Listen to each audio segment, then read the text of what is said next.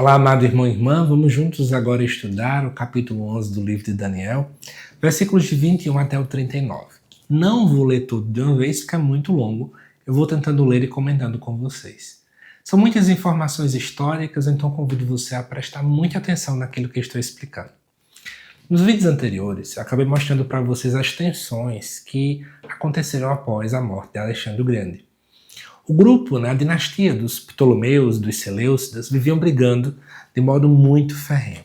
Os Ptolomeus, que estavam na região do Egito, nós costumamos chamar eles de Reino do Sul, e os Seleucidas, Reino do Norte, que ficava na região da Síria e da Mesopotâmia. E entre esses dois existia a parte da Palestina, que eles sempre ficavam brigando para ver quem dominava aquela região. Nesse contexto, em particular, para retomar o que aconteceu no vídeo passado, a gente foi vendo que nós temos a figura de Antíoco o Grande, que acabou morrendo, e nós estávamos falando das suas descendências. Mas eis que no versículo 21 fala, que em seu lugar aparece agora um miserável. Olha que interessante, o texto já chama de um miserável. Esse miserável é o chamado Antíoco IV Epífanes. Ele vem ali assumir o trono dentro da dinastia Seleucida, que no caso representa, como eu falei para vocês, o Reino do Norte. Então ele já nasce com ódio do povo do Reino do Sul, que é o Egito, a quem não se dariam as honras da realeza. O que está dizendo aqui? Deixa eu explicar para vocês, que eu trouxe aqui várias anotações para contar. Primeiro que Antíoco IV Epífanes, ele governa o Império Seleucida ali entre 175 e 164 a.C. Só que ele não era um herdeiro legítimo do trono. Ele aproveitou uma espécie de uma crise, porque a gente viu agora há pouco que teve dois sucessores imediatos, e teve mortes, assassinato e tudo mais. Então ele usa intrigas políticas, suborno, alianças para tentar conseguir chegar neste poder. E por ser chamado de miserável é porque era alguém que moralmente também não era digno de estar ali. O povo judeu olhava para ele como alguém que não era de jeito nenhum digno desse lugar. E aí diz o texto, Mas ele se insinuará sorrateiramente e a forças de intriga a possaciar do reino. Então ele já forçou para chegar ali. Diz o texto que as forças de guerra serão dispersadas diante dele e até aniquiladas, o mesmo sucedendo a um príncipe da aliança. Provavelmente isso é uma referência a um sacerdote chamado Onias III, sumo sacerdote, que foi assassinado no período em que Antíoco IV Epífanes estava no poder. A despeito de pactos firmados, ele agirá com perfídia e crescerá e se fortificará, embora com poucos partidários. Sorrateiramente penetrará nas regiões mais férteis da província e fará o que não haviam feito seus pais, nem os pais de seus pais. Distribuirá despojos, lucros e riquezas entre os seus, maquiando planos contra as cidades fortificadas. Mas isso até certo tempo. Então ele ia para uma guerra, o que ele vencia, ele trazia tudo para cá e dividia entre os seus, sempre tentando esconder alguns planos maquiavélicos, digamos assim, que ele tinha. E aí vamos lá para o versículo 25. Dirigirá sua força e o seu coração contra o rei do sul. O rei do sul, que no caso o reino do sul em si, que era o Egito. Então ele tenta fazer agora sua primeira campanha. O rei do sul nesse tempo era a figura de Filométor, que foi filho de sua irmã Cleópatra. Ele faz uma grande campanha militar, E essa ocorreu por volta ali do ano 170, 169 a.C. E ele faz isso com um grande exército. Ele tenta, então, vencer o povo lá do sul. Só que o rei do sul, ele entra na guerra com um exército muito grande e poderoso. E aí eles fazem, nessa guerra, uma disputa pela região da Palestina. Como eu já falei, era uma região que era um território estratégico para eles, que ficava mesmo no meio. Quem ali dominasse estava feito, Só que o texto diz que o rei do sul não consegue resistir, porque se urdirão conjurações contra ele. Ou seja, o rei do sul ele é derrotado por traições internas que ali acontecem. não é apenas por causa do poder que Antíoco IV Epífanes e seu exército têm, mas por traições internas. Os que comem a sua mesa o arruinarão. Seu exército será destroçado e muitos cairão moralmente feridos. E aí, obviamente, Antíoco IV Epífanes, por vencer, volta muito rico, com os despojos de guerra. E ele começa, nesse momento, já a ter ódio dos judeus quando ele volta dessa guerra. Já começa daí. Versículo 27. Ambos esses reis, com o coração voltado para o mal, então tanto do rei do sul, que é Antíoco IV, quanto, melhor, o rei do norte como o rei do sul, né? Falarão mentirosamente à mesma mesa. Mas nada conseguirão porque ainda há um prazo antes do tempo marcado.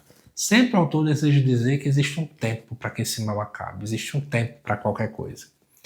Ele voltará para o seu país com grandes riquezas, tendo no coração más intenções contra a aliança sagrada. Aqui, Antíoco IV volta com raiva dos judeus, com ódio aos judeus.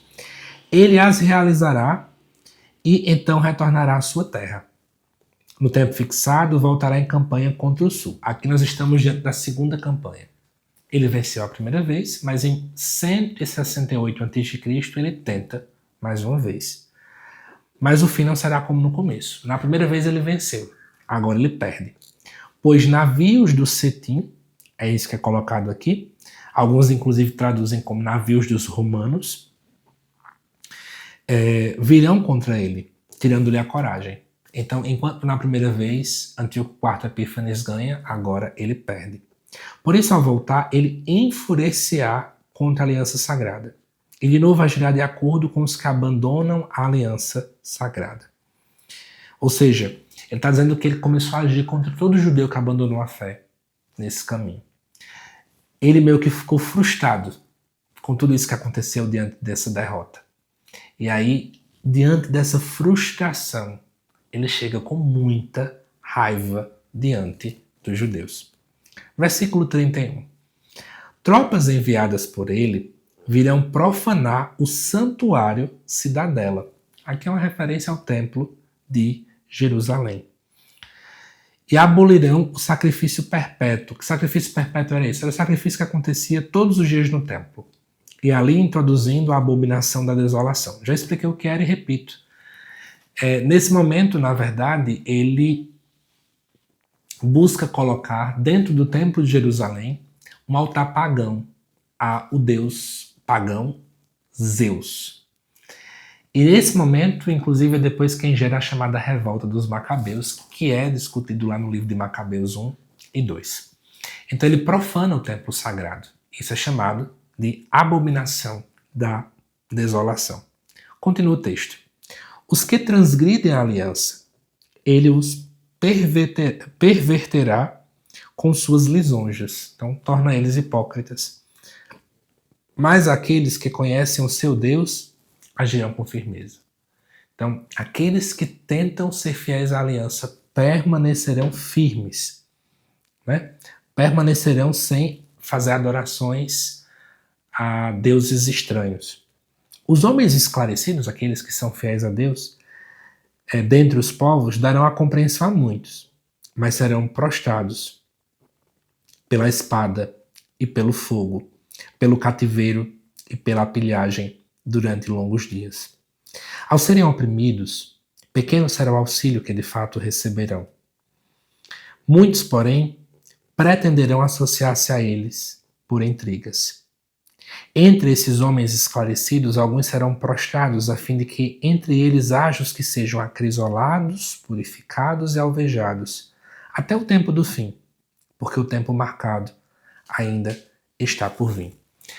Antes de continuar, né, já quero pontuar para vocês que aqui a gente está vendo a resistência dos judeus diante das perseguições que Antíoco IV fez. Muita gente abandonava a aliança, mas tinha aquele grupo que era fiel ainda à lei, aquilo que Deus tinha falado. Como falei, isso culmina na revolta dos Macabeus, que foi liderado primeiramente por um sacerdote chamado Matatias e depois por Judas Macabeus.